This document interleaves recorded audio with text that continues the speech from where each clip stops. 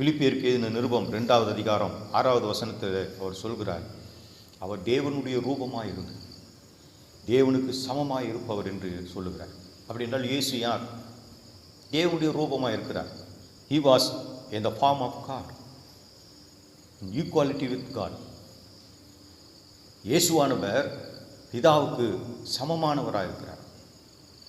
Same substance என்ற வார்த்தை பயன்படுத்தப்படுகிறது. அப்படி என்றால் பிதாவுக்குள் இருக்கிற அதே தன்மை, குணங்கள், சுபாவங்கள், வல்லமை, அதிகாரம் எல்லாமே அவருக்குள்ள இருக்கிறதை பார்க்கிறோம்.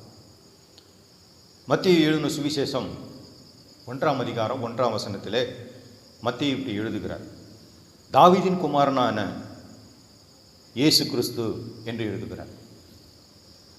அப்படி என்றால் மாம்சத்தில் இந்த உலகத்தில் அவர் தாவீதின் குடும்பத்தில் பிறந்தார் என்று எழுதுகிறார்.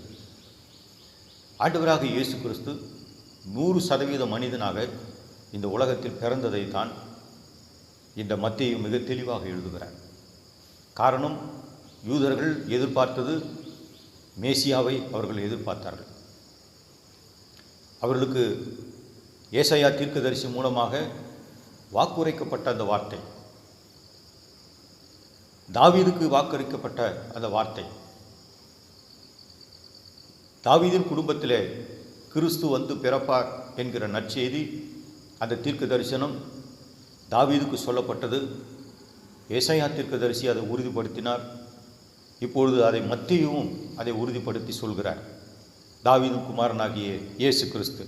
So Jesus Christ the son of David என்று அவருடைய மனிதத்தன்மையை, ஹியூமானிட்டியை குறித்து பேசுகிறார்.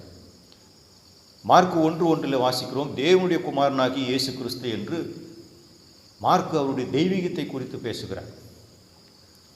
ஆகவே இரு தன்மையும் இயேசு என்கிற இந்த ஒரு நபருக்குள்ளாக இருந்ததைத்தான் அவர் தேவனுடைய குமாரன் என்று சொல்லப்படுகிறார். The two natures, humanity and divinity, are in one person, Jesus Christ. இயேசு கிறிஸ்துவுக்குள்ளாக இந்த மனித தன்மையும் தெய்வீக தன்மையும் 100% அவர் மனுஷனாகவும் 100% அவர் தேவனாகவும் இருந்தார். ஆகவே இப்படிப்பட்ட இந்த இயேசு கிறிஸ்து அவர் தேவகுமாரனாக இந்த உலகத்தில் வெளிப்பட்டார் என்பதை பார்க்கிறோம்.